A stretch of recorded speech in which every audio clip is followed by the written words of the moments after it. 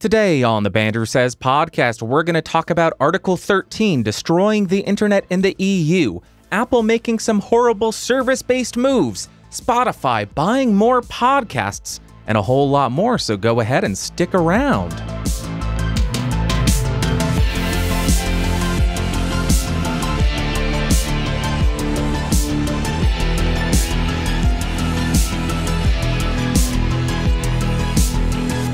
Greetings, Earthlings, and welcome back to episode 162 of the BSP. My name is Bandrew. This is What I Says.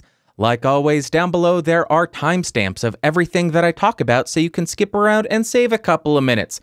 But if you got the time, I would appreciate you checking out the entire episode. If you want more awesome podcasts, head over to geeksrising.com. And if you want a different version of this show, either audio or video, go to bandrewsays.com. Let's jump right into it, and we will start with the big story of the week. Article 11 and Article 13, now titled Article 17, have passed in the EU. What does this mean if you live in the EU or you run a platform that has user-generated content, upload filters, and a link tax? First, we'll go ahead and cover Article 13 or 17, whatever you want to call it. It's both of them now, and we'll talk about what this actually means for potential content creators or actual content creators, not potential, actual content creators, as well as the platforms. First, it means that websites that allow for user-generated content will now be held liable for comments on their website that include copyrighted material, videos uploaded to their platform that contain copyrighted material, or songs uploaded to their platform that include copyrighted material. That sounds pretty scary, right? The user uploading that content is no longer going to be held liable. The company who is hosting that content is now going to be the party that's held liable. So you can see that companies are going to be incredibly reluctant or scared to host any kind of user-generated content, whether it be music, video, song, comments, anything. It is so incredibly dangerous to host that type of content now, unless you have an amazing content moderation tool, an amazing content ID tool that's able to cross-reference everything that's uploaded or posted on their site against everything that is currently under copyright. That is a tremendous undertaking. But because of that, it seems very easy to imagine a future in the EU where you're no longer able to leave comments on an article or on a website for fear of the platform being sued. Or it's very easy to imagine a future where fair use no longer exists. And you may be thinking, Bandrew, you are just being hyperbolic. You're getting crazy again. I understand that thought, but let me explain why I think this is the case. Let me reference YouTube's Content ID system. How frequently does YouTube's Content ID system get it completely wrong? The AI, the algorithm, whatever it is, has no idea about the context of where a clip or something that's copyrighted is being used. That's why you see a lot of reviewers or a lot of people discussing certain topics, not including the song, not including anything from the movie, not including screenshots from an article, because YouTube's Content ID system errs on the side of caution and says, we will not allow any of this, even though in many cases it still is fair use and technically it should be allowed. Currently, in my opinion, it seems like the only real workaround to this issue would be to have human beings manually review everything that's uploaded to a website, to a platform, which is pretty much impossible given the volume of content that's put out there. Or a company would have to develop amazing artificial intelligence that is smart enough to understand context. I don't see that happening. I don't see them paying enough human beings to manually review everything, and I think developing an AI that's able to understand context and fair use, which is very nuanced, I don't see that happening. That would be a very, very difficult undertaking. And I just gotta point out that I love government-forced technological development. It is the best kind of progression in terms of technology. And I really do look forward to an AI rolling out that is able to scan every single comment uploaded to a platform and cross-reference it against every piece of copyrighted writing. That doesn't sound difficult at all. Or scan every single song or audio file uploaded and cross-reference it against every piece of copyrighted recorded audio, or scan every single video for copyrighted images, copyrighted audio recording, and copyrighted text. That doesn't seem difficult in the slightest. This is going to be a breeze for companies to implement this type of content ID and content moderation system. No problem whatsoever. I'm being facetious if any of you did not catch that. My God. I got 2 notes here. First, you won't be forced to implement the upload filters if your site meets a couple of criteria. It has to meet all 3 of these, though. First, it has existed fewer than 3 years, it has an annual turnover below 10 million euro, and fewer than 5 million unique monthly viewers. And based on that first criteria, I think that the majority of websites on the internet will be subject to this new content moderation upload filter type thing, because most websites have existed for longer than 3 years. That is insane. And the second thing that I wanted to point out is that each country in the EU has to implement this new law themselves, so there will likely be different implementations of this from country to country, which will make implementing it by these platforms much easier by having a bunch of different rules to follow. Not more difficult or convoluted at all. Wonderful, wonderful thing. So here is what I interpret as the possible outcomes of Article 13 or 17 being passed. No comments on websites that meet the above criteria, which, as I mentioned, is probably going to be the majority of websites. Secondly, no copyrighted content in your uploads at all, regardless of fair use. That would make it much easier for these platforms. They could just say you cannot have any copyrighted material, even if you are commenting on it, even if you are making a transformative work, even if it falls within the guidelines of fair use.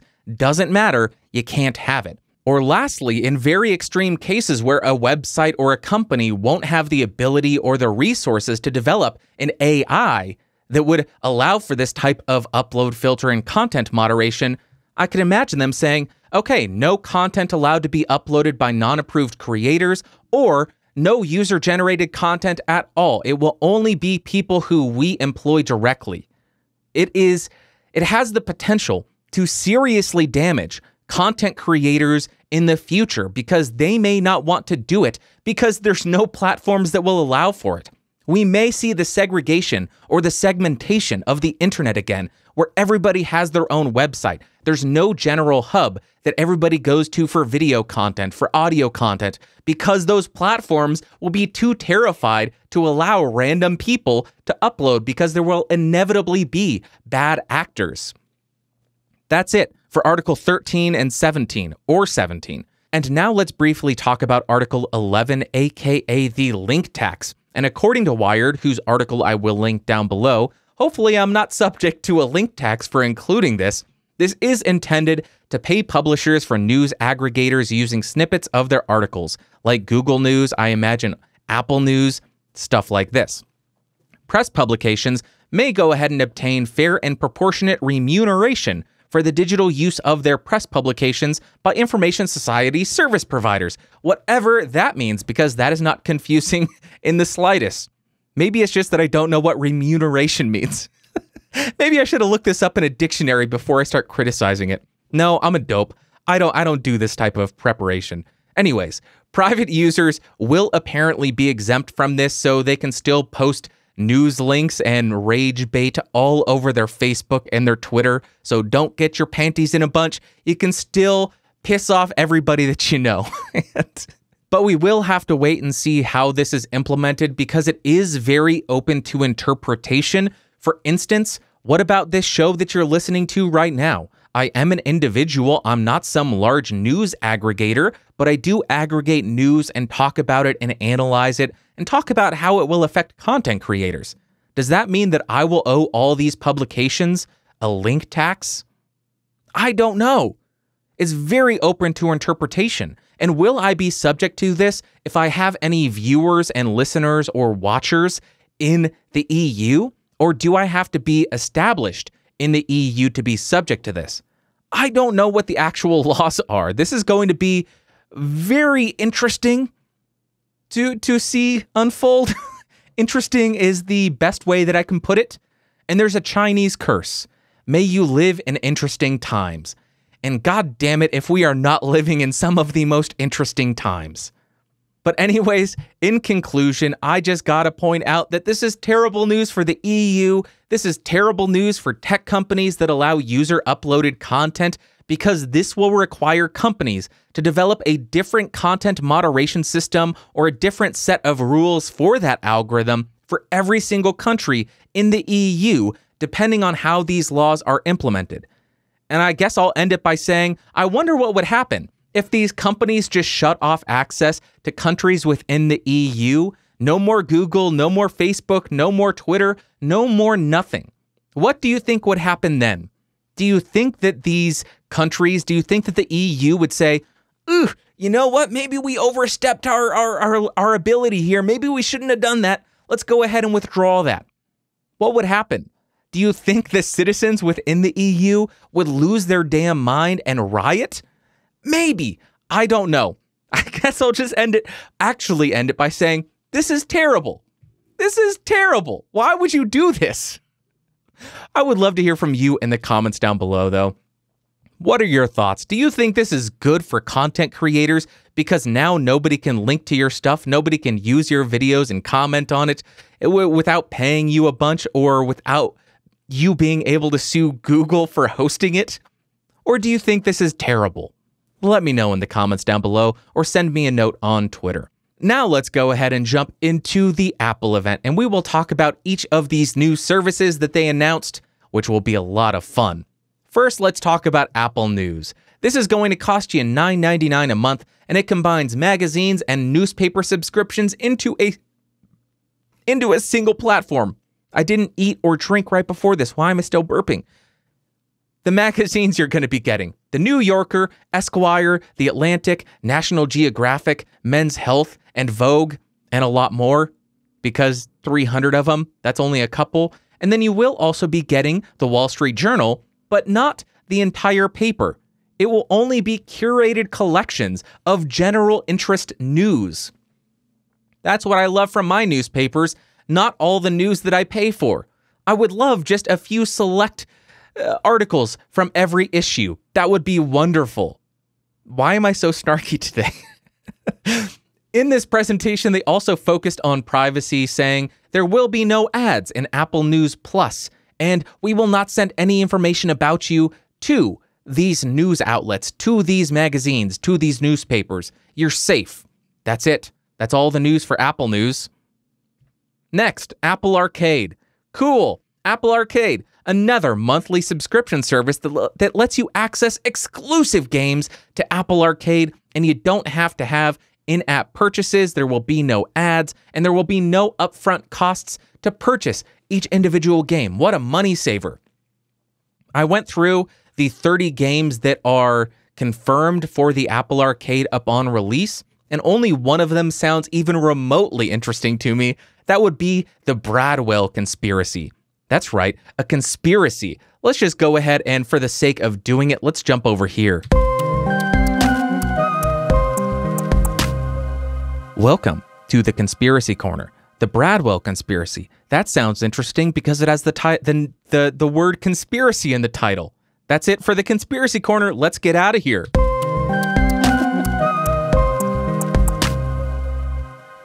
Anyways, I will go ahead and link an article that has a list of all 30 games that are confirmed for Apple Arcade in the show notes down below. And unfortunately, we don't know a release date for this. We don't know a pricing for this. It's all up in the air. Who knows what will happen? Next, Apple TV Plus. Another service that Apple announced with very little information. It's almost as though they were not prepared for this at all, even though they've been working on it for years. Wonderful. But regardless, if you do decide to pay Apple whatever they're asking for Apple TV Plus, what are you going to get? You're going to get Apple Originals only. Currently, that's all that was announced. They did not state that they were buying rights to previous existing content libraries, no big rights for Friends or The Office or Parks and Rec or anything. They did not announce any of that. They only had famous people come out and talk about their shows. That's the entire presentation. They did not talk about a release date. They did not talk about pricing. They just had famous people come out and talk about ideas, not even necessarily the show. There wasn't any trailers that I recall seeing. Of all the people coming out and talking, there was only 2 that seemed even remotely interesting to me. That would be Amazing Stories by Steven Spielberg, because I love Steven Spielberg, and Amazing Stories, didn't see the original, but it seems like it's going to be amazing. And then also Kumail Nanjiani's show. I think it's Little America. Really interesting stuff. And I'm just a huge Kumail Nanjiani fan. Love his stand-up. Love him on, what is it? Silicon Valley? Silicon Valley? Whatever you want to call it. Really like Kumail Nanjiani. So I am excited about that. I am just hoping that Apple does not come out and say, this is going to be $10 a month. I hope they come out and say, this will be 99 cents a month, or $2 a month, or $3 a month. Because all you are currently getting, or all that we know that you will be getting, are Apple Originals, and they don't seem to have a huge amount of content coming out. It is 10, 15, maybe 20 shows and movies. That is it. I am sick of all these companies, all these standalone premium channels, charging the same amount as services like Netflix, Hulu, Amazon Prime, or HBO. Why am I sick of that? Because Netflix has a never-ending stream of new original content and rights to a huge catalog of existing video. As I referenced, The Office, Parks and Rec, Friends, pretty much every TV show out there, but if it's not on Netflix, it'll be on Hulu. Amazon Prime, you're not just paying for original content and their video service, you're also getting, what do you get? Free 2-day shipping. I can't remember. Amazon Prime Video, Amazon Prime Music. You get $5 a month to go and subscribe to somebody on Twitch for free. That cuts half of the price of the Amazon Prime membership out. $5. Go send it to somebody for free on Twitch. Amazing, amazing value there. HBO. They have amazing original content, but they don't just have that. They also allow you to watch a bunch of brand new films, which would cost you $4 or $5 to rent on Apple, on iTunes, on any of these online streaming services. So you are not just getting 10 or 20 original shows and movies, you're getting a back catalog or other services that offer you value. So if Apple is going down this road and they charge $10 for each of these services, I think they are making a huge, huge misstep. They need to bundle all of these and say, all of them, $10. If they don't do that, I am sure people will still sign up, but they're not getting my money. I don't think they would be getting it even if they said $10 for everything, because I don't think they're going to be doing that. Let's jump to the next thing, the Apple Card, and this one is going to be a lot of fun. I guess I will just start this story by stating that I am so excited about this. I love Apple so much that one thing I have always wanted is to be in crippling amounts of debt with them and have Apple debt collectors calling me and harassing me to pay my bills, stating if you don't pay, we're going to go ahead and throw you in jail. We're going to repossess everything that you own, all your Apple devices, to pay back this debt that you so irresponsibly built up. I love that idea. Could you tell again that was sarcasm? I am being very snarky today, and I apologize because I hate overly sarcastic, snarky people talking about news. It's so obnoxious, and now I'm one of them. To be clear, I hate this idea so much. I understand it. There is a lot of money in debt collection, in credit cards rather, in service fees, in interest rates. I get that. but I hate this idea so much. Let's start with what is the Apple credit card. It is a regular credit card with Goldman Sachs, just with an Apple logo on it. You can have it in your Apple Wallet, on your iPhone or your iOS device, and you get a special titanium credit card. Amazing. Not a status symbol at all. I will point out, The Verge actually made a very apt comparison here to the business card scene from American Psycho. I would include it here, but Article 13 and all, I'm not going to do that. I imagine the Apple card will have a similar status associated with it. Oh my God, look at that subtle off-white coloring, the classy thickness of it. Oh, is that a watermark? Oh my God, that scene. Go watch it. Look up American Psycho business card scene and then just replace the business card with an Apple card. I can see that happening. What are the features?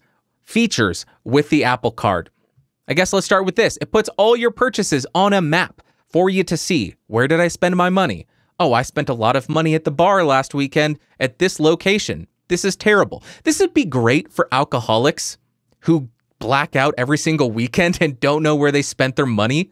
This would be a great way. Find out where you went, and you can see by how much you spent at each bar, progressively how much drunker you were and how close to blacking out you were. Just an idea. It also shows you your spending habits. I wonder if it will make recommendations. You're an alcoholic. I shouldn't be joking about this. Alcoholism is very serious and terrible. If you need help, contact Alcoholics Anonymous or talk to a friend. Don't be an alcoholic. Easier said than done. I am digging myself a hole right now. Can I get out of this? Let's try. The Apple Card. It will also provide you daily cash back to your Apple Cash card in your Apple Wallet. 1% if you use the card, 2% cash back using Apple Pay, and 3% cash back if you buy anything from Apple. And the cash can be sent to your bank account.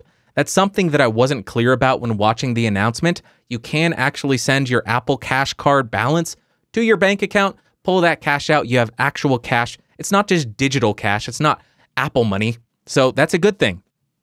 I was a bit surprised. I was thinking they were going to lock you in a little bit more. Also, there will be no late fees and no annual fees or anything. And they boasted higher security as well. They stated that even Apple doesn't know what you bought, where you bought it, or how much it cost.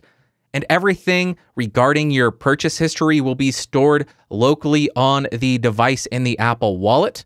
But they also include a disclaimer stating that Goldman Sachs will use your data to operate Apple Card, but they will never share it or sell your data to third parties or for marketing or advertising.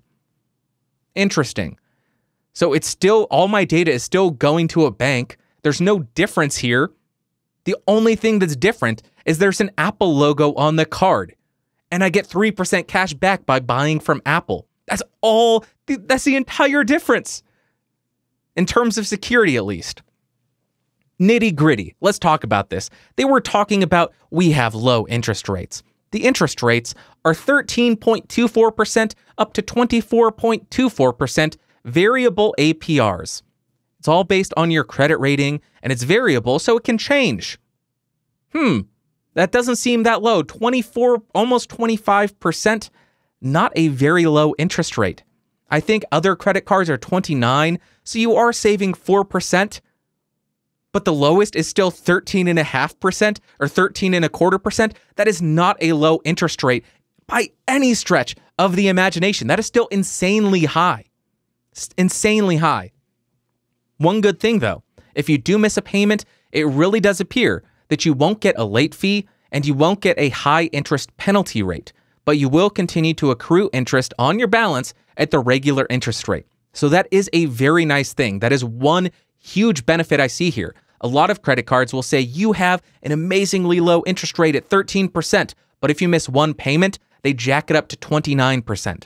That's where they get you. They say no late fees, but they screw you with the interest. With all of that being said, just to reiterate, I hate this. This is almost no different than the majority of other credit cards other than the no fees or penalty rates. The only difference here that I see is that there's another company in between you and the bank. That's it. Now there's just some Apple third party right in between you and Goldman Sachs. That's the only difference I see. And they claim that Goldman Sachs won't sell your data, your purchasing history. I doubt that. I doubt that quite highly. I don't know what Apple will do when it comes out that Goldman Sachs does eventually start to sell users' purchase history for marketing and everything. I don't know what will happen. But I digress, and I am speculating. I don't know if that will ever happen. I just imagine that it will, because banks don't like to leave money on the table, and there is a tremendous amount of money in selling user data. Anyways, now, if you are a huge Apple fan like me, you can brag with your friends. I'm $20,000 in debt to Apple. I have so many Apple products that I owe them $20,000. Then your friend can come back and say, you know what? You're a pleb. You are just an amateur. I owe Apple $30,000. I have HomePods in every single room in my house. I have iMacs in every single room in my house. No, I have iMac Pros in every single room in my house. You plebeian, amateur hour having son of a gun. You can have those arguments now. Excellent. So I will end this story with a disclaimer for everybody out there. If you get a credit card, please use it responsibly. Do not overspend as though this is free money, because it is far from free money. It is actually very, very expensive money. It is real money you're spending, and these banks will get their money back from you unless you declare bankruptcy. I don't know how that works. And you can't just sit in a room like Michael Scott and scream, I declare bankruptcy. That doesn't work. You have to go through a big process, and it screws your credit for decades to come, I think. Like I said, I don't know much about bankruptcy, never looked into it. And 13.24% is the lowest you can get here, and that is still an insanely high rate to pay to borrow money. So if you do incur a balance on your credit card, make sure to pay it off every single month so you don't accrue any interest on your balance. That is so much money to pay. And lastly, this is not me saying that credit cards are inherently bad. I like them, but they are dangerous. And the reason that I like them, let me explain this, because I think this is a really good way to look at credit cards. If someone were to steal my wallet and all I had in there was a credit card, or if somebody stole my credit card number off of the internet, whose money are they actually spending? They are not spending my money. They are spending the bank's money. The bank is going to be much more proactive in resolving that issue and getting their money back from those websites that were used to purchase stuff by the thief of your credit card. It's the bank's money. But if I used my debit card or had a wad of cash in my wallet and somebody stole that, it would be much more difficult for me to get that back. The bank would likely be less motivated to get your money back because it's your money. Who cares what happens to your money? They care about their money. And if it's a wad of cash in your wallet, good luck getting that back. You're not going to get it back. That's why I like credit cards. That's why I use credit cards. But spend responsibly. Do not overspend. This is not free money. I know that's a common misconception when you first go to college and you get your first credit card. Oh my God, I have $600 of free money. Not free money, very expensive money. Don't overspend. Only buy something on a credit card if you have the balance in your bank account to pay it off immediately, in my opinion. I am not a financial advisor. Take everything I say with a grain of salt. There you have it. Next, we got Spotify acquiring another podcast network. That's right, another one. Another one. Another one. Another one. I imagine that's what the stories will be over the next year. I'll explain that later. This time, the podcast network is Parcast, P-A-R-C-A-S-T. They make crime, mystery, and sci-fi shows, and the amount that was paid for them is currently unknown. It's its own mystery. Who knows what was paid for it? I may be short-sighted in saying this, or I may not see the future in podcasting that Spotify sees, but I think this is absurd. Allow me to elaborate here. What I mean is I don't see shows hidden behind a paywall working well or drawing a large number of people to your platform. I highly doubt that if you're relying solely on subscription fees, and especially if you're focusing solely on advertising to pay this back, I don't think it will get paid back. Your hundreds of millions of dollars of investment in content creators, I don't think is going to pay back. If this was a talent acquisition, though, and maybe they plan to sell rights to all of these podcasts to places like Amazon Prime, Netflix, and now maybe Apple. I guess Spotify wouldn't sell rights to Apple. They're kind of in a scuff. A scuff, is that a saying? They're kind of in a tiff. They're in a fight. I don't think they would sell each other products or rights to anything. So if that's the case, maybe. But you have to sell a lot of rights to different shows for a lot of money to make back hundreds of millions of dollars. On that note, Spotify did apparently state that they will be spending $500 million on podcast-related deals. So let me go ahead and take everything that I've said back. Spotify, I am going to make you an amazing offer that you can't refuse. Well, I suppose you can, but you really shouldn't. I will sell you this show for $1 million. $1 million. That's right, $1 million or better offer. Has to be cash, and I still get to host it. I will sell it to you for $1 million. Let's talk. Bandrew says podcast at gmail.com or askbandrew at gmail.com. Let me know. Talk to you soon, Spotify. That's the end of that story. Next story is another podcasting story. The BBC pulls podcasts from Google. This is a fun one. The BBC pulled their podcast from Google Play Music, Google Podcasts, and the Google speaker things, whatever Google Assistant, that's what it is. BBC stated that since Google launched Google Podcasts, they drive people to the Google Podcast app and not BBC Sounds app or other third-party apps. We want people to have easy access to the wide range of BBC programs, not just a select few, and be able to discover them and listen to new ones really easily. We want to make sure podcasts made in and championing the UK are prominent on global platforms. They also want to get a hold of meaningful audience data to ensure that they can make programs people like and also ensure they're making something for all audiences. Now, I really want to criticize the BBC here because this seems absurd. You don't reach a larger audience by limiting the distribution platforms. I think it's the exact opposite. If you use a Google device, no thank you. You got to download our app because everybody loves having hundreds of apps on their phones. Everybody loves that. I want to criticize them so much. But BBC, if I'm not mistaken, British Broadcasting Company, if that's what it stands for, is government funded, public funded, government funded, I believe. So I don't know what kind of rules they have in terms of data collection and content creation. They may have a bunch of laws that they have to follow that requires this type of data collection.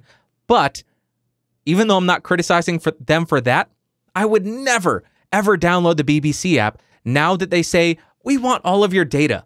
We want to collect all of it and know everything that you're doing so we can create better programming for you. That makes me concerned. So I would never in a million, maybe I shouldn't say that. I would never in a year download the BBC Sounds app because they want more information on you.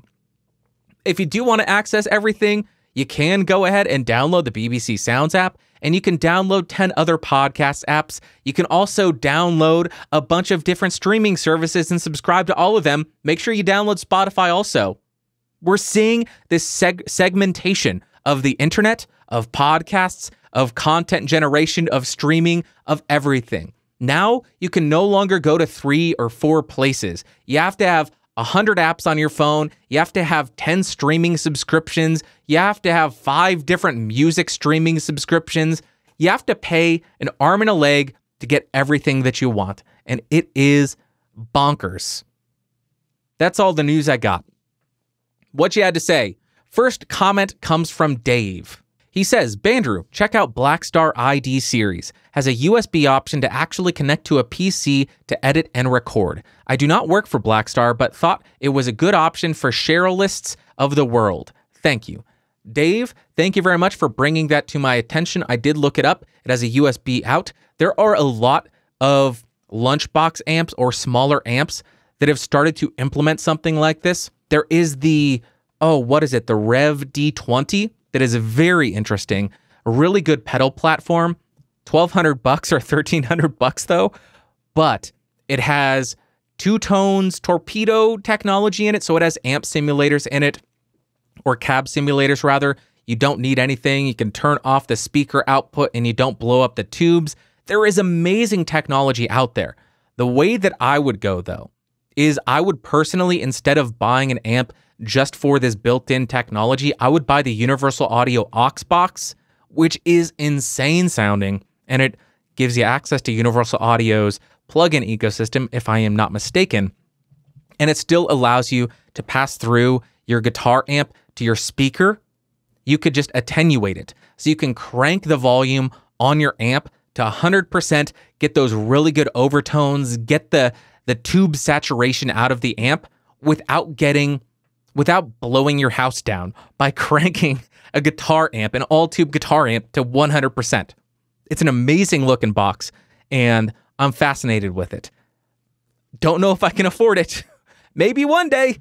So I do appreciate the input. And also, the reason I can't use something like that, I test microphones, and if I am just plugging a guitar amp direct into my computer, there's no way for me to test the actual microphone, so I always need to run it through a speaker.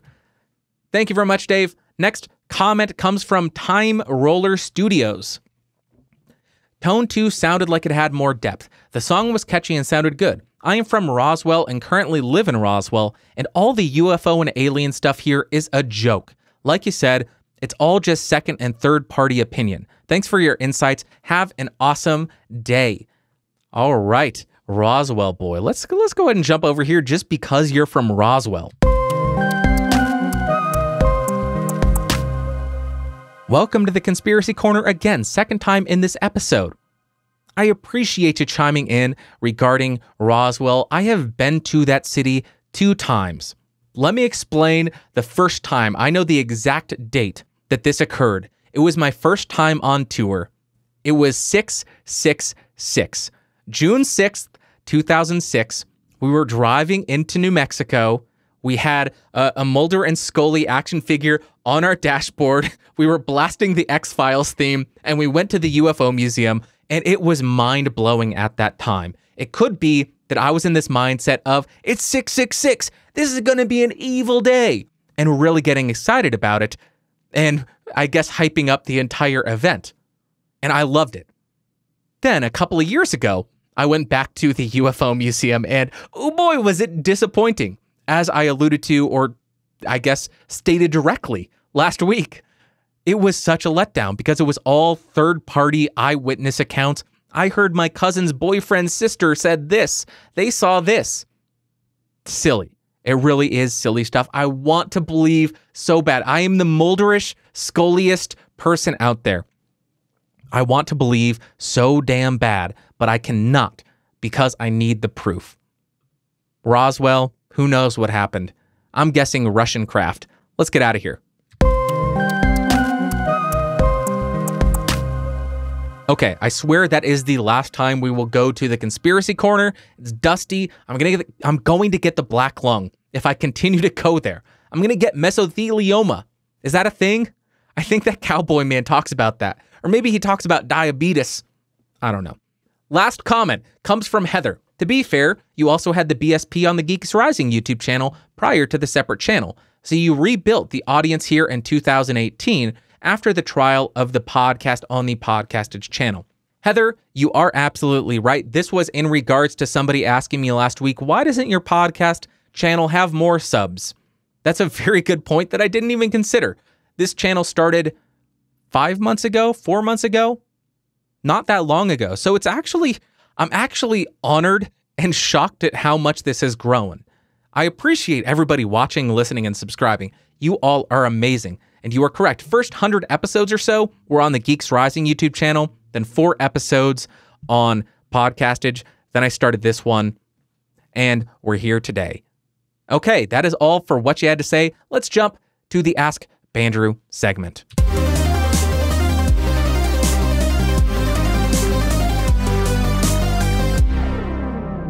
All right. If you guys got any questions, don't forget to send them to askbandrew@gmail.com. And if you want to send in an audio or a video question, you can do that at askbandrew@gmail.com. We have some amazing video feedback, which will be included next week. Need some time to formulate an answer. Smoking Man, get out of here. First email comes from somebody named Mac. Hi, Bandrew. My name is Mac, and I'm reaching out to see if you might be able to help me with something. I recently bought a new mixer, the Xenix 1202, and watched your review online. I am not really well versed when it comes to using these sorts of things. I'm using the mixer to record karaoke music tracks, and I'm having a hard time hearing out of both ears of my headset when I record. It was a problem I had with my previous mixer, and I figure it has to be something I'm doing wrong. Anyway, I'm not sure how many of these types of emails you get, but you seem like you know what you're talking about, so I'm hoping you'd be able to assist me. Would love to talk on the phone or even FaceTime.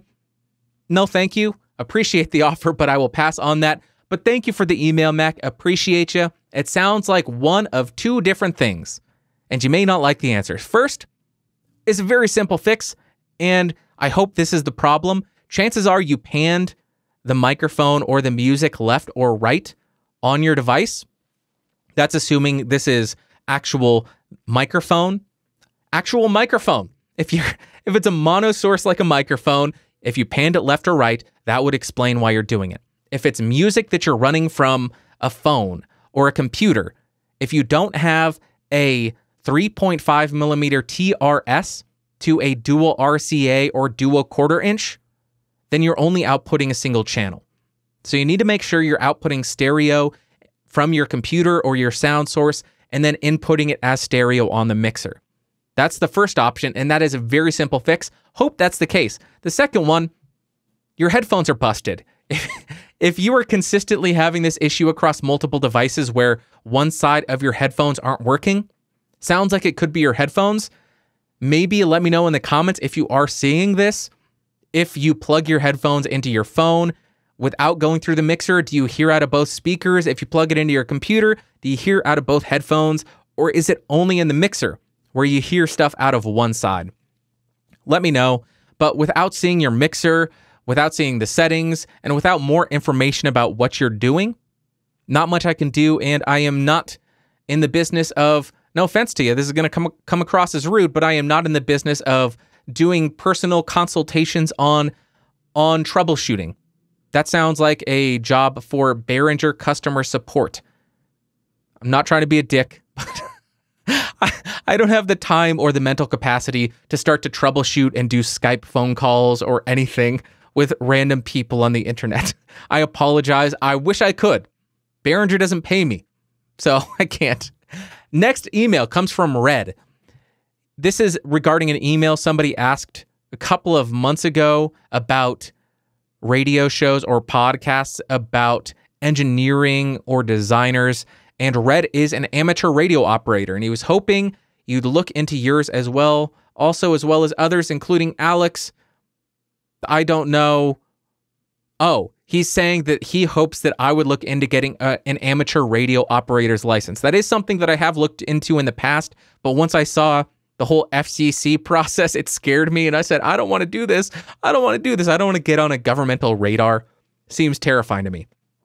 Anyways, it goes on. Podcasts I love, not to mention the thousands of amateur radio engineers and design type YouTube channels. Amateur Logic, Ham Nation, Ham Radio 360 Workbench, ARRL, QSO Today, Solder Smoke, 100 Watts, and Wire. There's many more. Depending on how much time you have to pick and choose what content you want the most. Some are weekly, some are monthly. Thanks, Red. Red, thank you very much. You are a glowing example of why I like this podcast, why I like this community. I'm a dope. There's a lot of stuff that I don't know a dang thing about.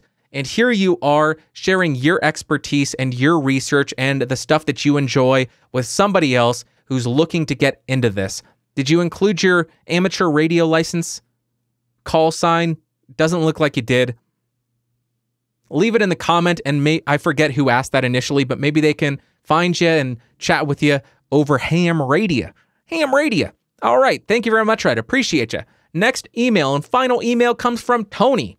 And Tony says, "Hey, Bandrew, thanks for all the recent content, as it sure has been helpful. Anyway, got a random question for you today. Does smoke and dust damage audio gear? I feel like if I've ever bought any audio or music gear online in the past 10 years, people always like to include the phrase, 'used in a smoke-free environment,' in the listing. I do not smoke, but was just curious if you know what kind of damage is actually caused to this kind of gear by smoke, and same for dust.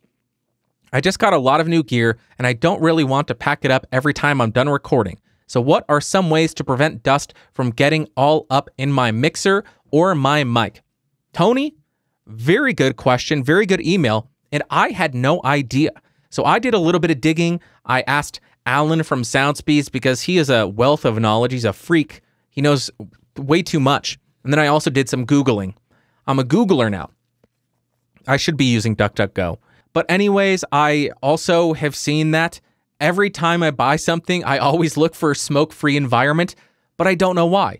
But then I started thinking about it. I looked up some forums, and it made perfect sense. Microphone diaphragms are incredibly thin and incredibly light. What does smoking cigarettes do? Creates tar, or there's tar in them. And if you smoke in a room, you get tarry walls, you get yellow teeth, you get a bunch of crap. If that gets onto a microphone capsule, it's very heavy, and it will change the characteristics of the actual microphone's diaphragm and how it responds to frequencies. So smoking, whether it be cigarettes or e-cigarettes or cigars or any kind of smoke, fires, all of it, terrible for microphone capsules because they are so delicate and thin and finely tuned that type of additional material being deposited on it can be terrible. As far as dust on microphones, I don't think it has a huge impact. I found an article on Sound on Sound, and they said the best way to go about it, first off, if you get a microphone that has a windscreen or a foam pop filter or a dust cover, throw that on when you're done. Problem solved. It will resolve a lot of the issues with dust getting on it. If it doesn't come with that, I looked into buying some Crown Royal felt bags that I could just throw over other microphones, or you could just throw a plastic bag on top of it. Don't necessarily seal it, but just throw it on top to keep the majority of dust out of it. The article says probably don't take the microphone off of the stand every time you're done using it and throw it in the case, because the more you take it on and off of the stand, the more likely you are to drop it and damage it, which would be much worse for the microphone than a couple of flecks of dust getting on the capsule. As far as mixers, there's a lot more moving parts on that and a lot more potential for damage due to dust. It could gunk up the faders, it could gunk up all the dials, it can get in through the TRRS ports, through the XLR ports, get onto the actual board and screw with transistors and connections and blah, blah, blah, blah, blah. Can you tell I'm talking out of my butt? It does seem to make sense, though. I did hear from Alan, and I've seen this with guitars and everything and mixers. When it gets gunked up on the faders, or when it gets gunked up on the dials and it gets on the potentiometers, you can get a lot of noise when you're moving it, and you need to clean the pots. I think that's what it's called. So mixers, I would just get a dust cover for the mixer, throw that on there when you're done, keeps all the dust out. Get some compressed air also, just blow that out every month or so. You should be good to go. But with microphones, not much damage by dust, I don't think. Smoke is the real culprit here. Can seriously affect the tone of the microphone. Well, I imagine a lot of people wouldn't notice it, but you're changing the character of the actual microphone. So I would not smoke near one, or on one, or smoke one. There you have it. Hope that helped, Tony. Sorry, I'm a dope. I appreciate each and every one of you sending in an email and a question and leaving an amazing comment. I appreciate each and every one of you listening or watching. You all are amazing. I freaking love you guys. You are amazing. I had a lot of coffee today. If you guys want more shows, again, geeksrising.com, different version of this podcast, bandrewsays.com. Let me know what your thoughts are on Article 13/17 or Article 11. Let me know what you think about Spotify. What are they doing? I'll talk to you all next week. Thanks for watching. Thanks for listening. Bye.